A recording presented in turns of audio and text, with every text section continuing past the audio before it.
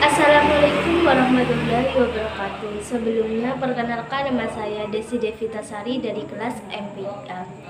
Baik, pembahasan pertama yang akan saya bahas itu mengenai definisi manajemen pendidikan Islam. Manajemen pendidikan Islam adalah suatu disiplin ilmu yang mempelajari cara-cara untuk mengelola lembaga pendidikan Islam secara efektif dan efisien dengan mencakup perencanaan, pengorganisasian, pengarahan, dan pengendalian sumber daya yang ada di lembaga pendidikan Islam untuk mencapai tujuan yang diinginkan. Sedangkan kepemimpinan pendidikan Islam sendiri mengacu pada peran dan tanggung jawab pemimpin dalam mengelola institusi pendidikan dengan mampu mengarahkan, menginspirasi, dan mengelola sumber daya dalam rangka mencapai visi dan misi pendidikan Islam, dan juga memastikan bahwa pendidikan yang diselenggarakan itu sesuai dengan nilai-nilai dan ajaran Islam. Pembahasan yang kedua itu mengenai ruang lingkup manajemen pendidikan Islam, di mana ruang lingkup manajemen pendidikan Islam itu mencakup aspek pengaturan lembaga pendidikan Islam secara komprehensif dengan menerapkan prinsip-prinsip Islam sebagai dasar. Meskipun berubah sesuai dengan perkembangan zaman dan kebutuhan masyarakat, prinsip-prinsip dasar manajemen pendidikan Islam itu harus tetap berjalan dan juga diaplikasikan agar lembaga pendidikan Islam itu dapat mencapai tujuan pendidikan yang sesuai dengan ajaran Islam. Di sini terdapat 7 bidang fokus dalam manajemen pendidikan Islam. Yang pertama itu manajemen peserta didik, manajemen kurikulum, manajemen personalia, manajemen pembiayaan pendidikan, manajemen sarana dan prasarana, manajemen tata usaha pendidikan, dan yang terakhir itu manajemen manusia.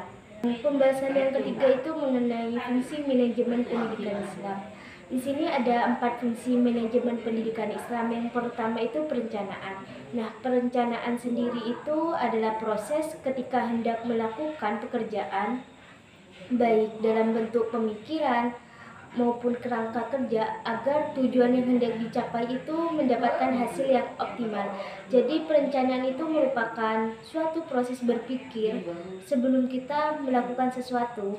Dan yang kedua itu pengorganisasian. Di sini pengorganisasian itu merupakan kegiatan dasar dari manajemen yang dilaksanakan untuk mengatur seluruh sumber-sumber daya yang dibutuhkan, termasuk unsur manusia, sehingga pekerjaan dapat diselesaikan dengan sukses. Nah, pengorganisasian ini merupakan fase kedua setelah perencanaan yang telah dibuat sebelumnya. Selanjutnya itu pengarahan, di mana pengarahan ini adalah proses pemberian bimbingan kepada rekan kerja sehingga mereka itu menjadi pegawai yang berpengetahuan dan akan bekerja efektif menuju sasaran yang telah ditetapkan sebelumnya. Dan yang terakhir itu pengawasan atau biasa yang disebut dengan controlling. Pengawasan ini adalah keseluruhan upaya pengamatan pelaksanaan kegiatan operasional guna menjamin bahwa kegiatan tersebut itu sesuai dengan rencana yang telah ditetapkan sebelumnya. Nah, pengawasan juga didefinisikan sebagai proses pemantauan yang terus-menerus untuk menjamin pelaksanaan secara konsisten, baik yang bersifat material dan spiritual. Pembahasan yang keempat itu mengenai hubungan manajemen pendidikan Islam dan kepemimpinan pendidikan Islam. Nah, hubungan antara manajemen pendidikan Islam dan kepemimpinan pendidikan Islam ini sangat erat karena keduanya itu saling mendukung untuk mencapai pendidikan Islam yang berkualitas. Manajemen pendidikan Islam ini menyangkut ke perencanaan, pengorganisasian, pengarahan, dan pengendalian dalam konteks pendidikan Islam. Sementara kepemimpinan pendidikan Islam ini lebih ke menitik beratkan pada visi, penggerak, motivasi, dan pembinaan untuk meningkatkan mutu pendidikan berbasis Islam. Nah, dengan sinergi yang baik antara keduanya ini, maka institusi pendidikan Islam itu dapat efektif dalam menghasilkan generasi yang berakhlak dan juga berkualitas.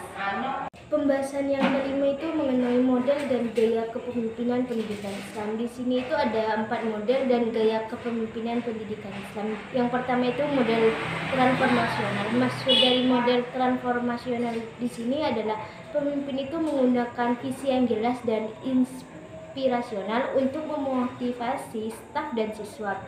Jadi mereka itu kayak mendorong pengembangan diri dan inovasi dan juga semangat berprestasinya. Dan yang kedua itu model servant leadership. Maksud dari model servant leadership ini adalah pemimpin itu fokus pada kebutuhan dan kesejahteraan anggota sekolah.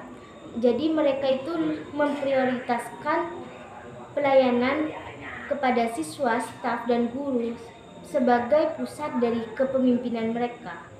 Model yang ketiga itu model kepemimpinan instruksional. Maksud dari model kepemimpinan instruksional ini adalah pemimpin itu menekankan pada perbaikan proses dan pengajaran dan juga pembelajaran. Jadi mereka itu bekerja erat dengan guru untuk meningkatkan pendidikan Islam yang diberikan kepada siswa. Dan model yang keempat itu model kepemimpinan etis.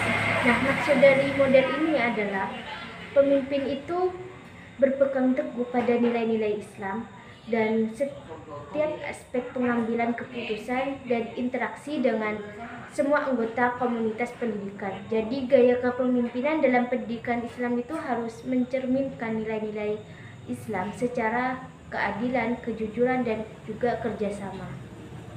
Nah, pembahasan yang keenam itu implementasi manajemen dan kepemimpinan pendidikan Islam. Di sini ada 6 implementasi. Yang pertama itu visi dan misi pendidikan Islam. Jadi menetapkan visi yang jelas untuk pendidikan Islam yang ingin dicapai serta misi yang mendukung dari visi tersebut dengan tujuan yang spesifik. Dan yang kedua itu perencanaan kurikulum, di mana merancang kurikulum yang sesuai dengan nilai-nilai Islam, mengintegrasikan pendidikan agama dengan ilmu pengetahuan umum dan memastikan relevansi kurikulum dengan kebutuhan zaman.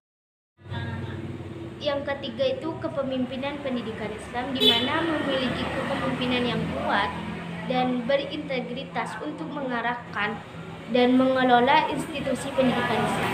Jadi pemimpin itu harus menjadi contoh yang baik dalam mengimplementasikan nilai-nilai Islam dalam kehidupan sehari-hari. Dan yang keempat itu manajemen sumber daya efektif dan mengelola sumber daya seperti dana, fasilitas, dan tenaga pendidik untuk mendukung proses pembelajaran yang berkualitas.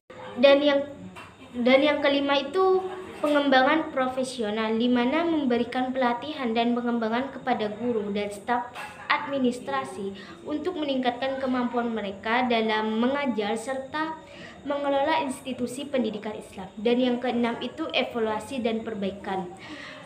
Dengan melakukan evaluasi, proses pembelajaran dan manajemen secara berkala serta melakukan perbaikan berkelanjutan untuk meningkatkan kualitas pendidikan.